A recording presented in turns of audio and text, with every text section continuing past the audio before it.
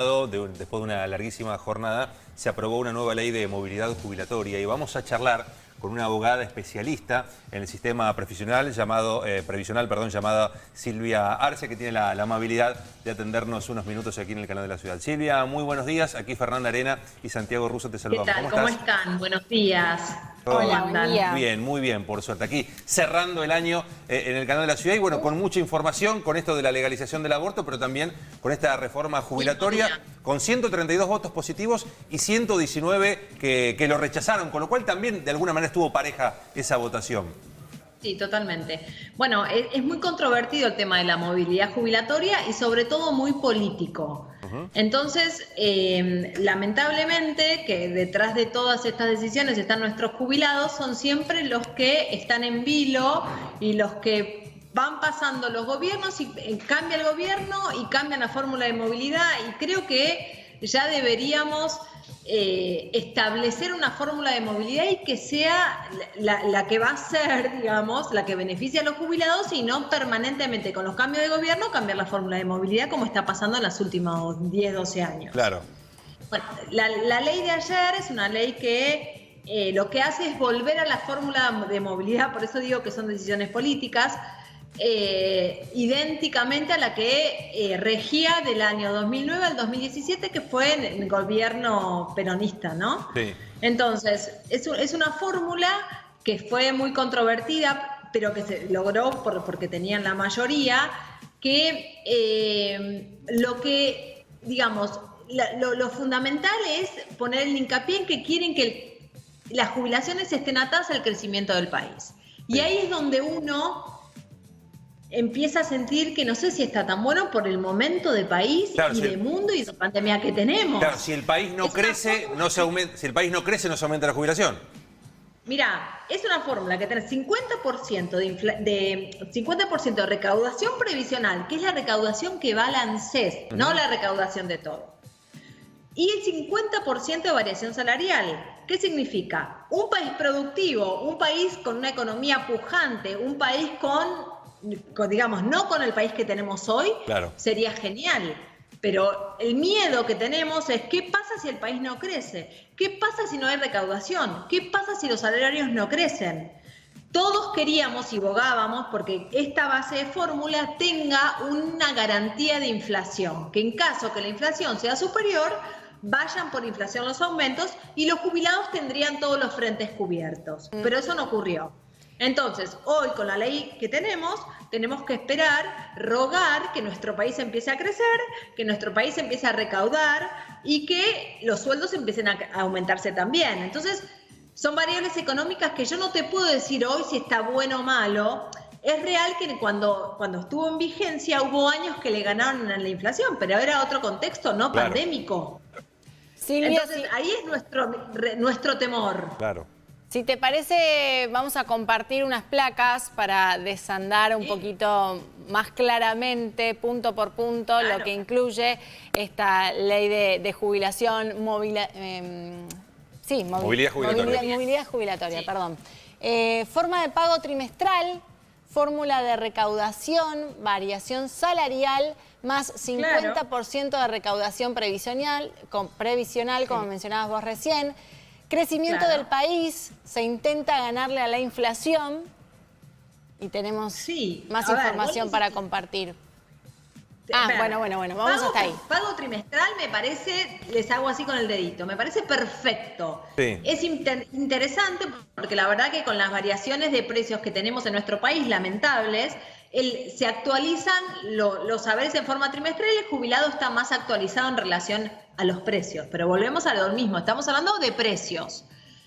La recaudación salarial y previsional y variación salarial tienen que ver con un crecimiento de país y un país pujante y productivo y generador de empleo en blanco. Claro. Muy alejado de lo que estamos, chicos, hoy. No claro, por este país solamente, sino porque es un contexto malísimo el que estamos viviendo. Entonces ahí es donde tenemos miedo. Seguramente para marzo, que se empiece a activar, es así, en el aumento de marzo se va a tomar en cuenta el periodo de septiembre a diciembre del 2020. De manera tal que seguramente septiembre y diciembre fue el trimestre que un poco más se reactivó nuestra economía porque empezaron a abrirse un par de cosas. Pero acá lo que tenemos que ver es cómo se va a sostener y claramente el impacto lo va a tener los jubilados en relación al crecimiento del país y a la productividad del país. Claro. Ahora la verdad, no sabría hoy decir si realmente va a beneficiar a los jubilados porque yo creo que nadie sabe cómo va a ser la productividad de nuestro país el año que viene. Obvio, es una Esa moneda, es la realidad. Es una moneda al aire y también hay que pensar que los abuelos, los más desprotegidos, muchas veces no tienen una familia detrás que los pueda ayudar, sobre todo cuando estamos viendo a cada mes que la canasta básica sigue aumentando en nuestro país y que la jubilación mínima muchas veces no alcanza para cubrir las necesidades básicas, digo. Entonces, también hay que pensar un montón de cosas, claro. Ten en cuenta que la jubilación mínima es de 19.000 pesos. Claro. La canasta básica de un jubilado está en 50.000 pesos. Es una locura. Con lo cual está por debajo de todos los índices posibles que uno cree. Y realmente pensar, te vuelvo a insistir, en aumentar las jubilaciones hoy con este contexto de país, yo no sé, tengo un poco de resquemor y me hubiese gustado que salga con una garantía de inflación. Ahora, te hago una pregunta, Silvia. Vamos a pensar en positivo, digo. Se dan las variables para que la mínima pueda subir. ¿A cuánto podría alcanzar la mínima para un jubilado hoy en 19.000 pesos, pensando a futuro con los incrementos interesantes o los que soñamos? Pero lo que pasa es que, a ver, vuelvo a insistir. Claro. Hay que partir de la base que la canasta de un jubilado hoy, que serían dos personas viviendo en la ciudad de Buenos Aires y demás, que la realiza y la actualiza permanentemente el defensor de la tercera edad, que es Eduardo Semino, está en 50.000 pesos hoy. Sí. Un jubilado como mínimo debería ganar 50.000 pesos, pero la realidad es que no va a poder pasar eso, ya lo sabemos. Claro. Entonces, hoy por hoy estamos muy alejados. Necesitamos 2,5 jubilados para que el jubilado tenga una vida relativamente decente, ¿sí? Entonces, yo lo que creo que acá lo que tendríamos que lograr es que el jubilado no pierda la posibilidad de seguir comprando lo que consume. Si yo compro en enero 4 leches, lo ideal sería que en 3 meses pueda comprar las 4 leches para poder seguir con mi vida. Pero que vaya acorde a la inflación. Exactamente. Entonces, yo entiendo que ha habido años en que con esta fórmula le ganaron a la inflación, pero yo lo que siento es que estamos en otro momento. Esa es la sensación que tengo. ¿Y cuál sería la fórmula de sistema previsional ideal o la fórmula que a vos te parece más correcta, más atinada y más justa para todos? Bueno, yo tendría como base la fórmula que salió ayer sancionada y pondría una cláusula gatillo que en caso que la inflación sea superior a lo que surge de la fórmula, voy por inflación. Entonces tengo todos los frentes cubiertos de los jubilados y el jubilado va a poder seguir comprando las 4 leches de las que estamos hablando. Claro. Entonces, y en el momento en que crezca el país y el jubilado le gane a la inflación, lo cual vamos a festejar, porque todos queremos que nuestros jubilados ganen y que tengan una mejor condición. Nadie en este país va a querer que el jubilado le vaya mal. Lo que pasa es que no dan los números. Entonces, y el año en que el jubilado le gana la inflación, festejamos todo y dejamos de lado la cláusula de garantía de la inflación, de la cláusula gatillo que hablamos.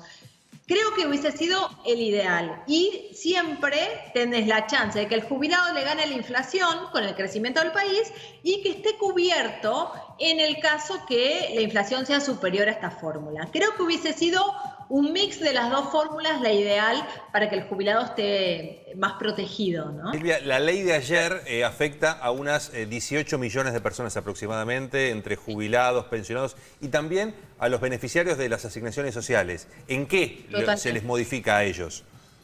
Nada, lo que va a hacer es el modo de, digamos, la metodología de cómo se van a actualizar los aumentos. Eso se modifica, no es solo para los jubilados y pensionados, como bien vos dijiste, es para también los beneficiarios de AUH, claro, que son 18 millones de personas. Ellos van a tener los aumentos conforme a esta ley, es decir, que con estas variaciones que estamos las mismas, nosotros digamos, las mismas, crecimiento del país, más recaudación, lo mismo. O sea, las AUH van a aumentar igual, de la misma manera que las pensiones y las jubilaciones.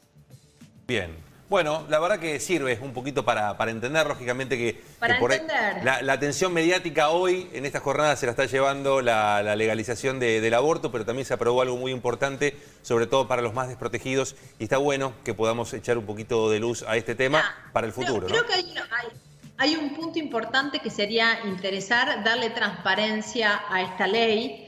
Es que ANSES debería publicar mensualmente, porque lo que es complejo es llegar al dato de la recaudación previsional dirigida a ANSES, porque es un dato que solamente accede a ANSES. Entonces creo que para darle un poco de luz a toda esta fórmula sería interesante que ANSES publique mensualmente cuál es la recaudación previsional para también ir viendo cuál es, digamos, el crecimiento o no de nuestro país en relación a esto. Me parece que eso sería muy interesante que se pueda introducir en la reglamentación de esta ley. Y ojalá que te escuchen para que sea todo muchísimo más claro. Silvia Arce, muchísimas gracias, por tus conceptos, que cierres muy bien el año y que lo arranques de la mejor manera.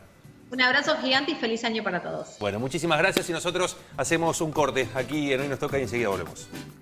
Si esta cultura te hace adicto al sufrimiento, adicto a una fila de lamentos, sacó el cuchillo para cortar.